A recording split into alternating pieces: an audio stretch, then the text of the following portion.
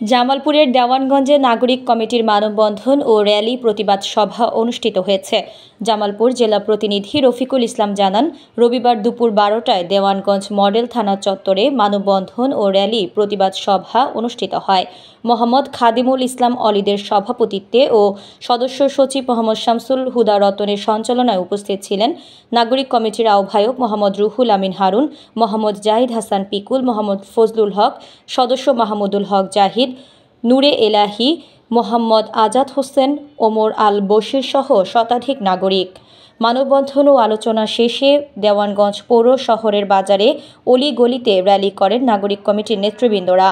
দেওয়ানগঞ্জের নাগরিকদের অধিকার সমুন্নত রাখতে দেওয়ানগঞ্জ উপজেলা প্রশাসনের দৃষ্টি আকর্ষণ করে 12 দফা লিখিত বক্তব্য পাঠ করেন কমিটির সদস্য সচিব মোহাম্মদ শামসুল হুদা রতন।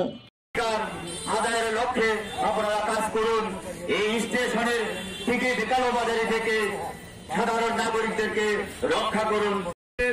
আপনারা প্রত্যেকেই কথা বলছেন অন্যায়, অনিয়ম, দুর্নীতির বিরুদ্ধে। দীর্ঘদিন থেকেই দেওয়ানগঞ্জ উপজেলা প্রশাসনের বিভিন্ন দপ্তরে অন্যায় অনিয়ম চলছে। এই অন্যায় অনিয়মে ভুক্তভোগী হচ্ছে দেওয়ানগঞ্জের নাগরিকরা। আমরা দেওয়ানগঞ্জ নাগরিক কমিটি প্রতিষ্ঠা করেছি শুধুমাত্র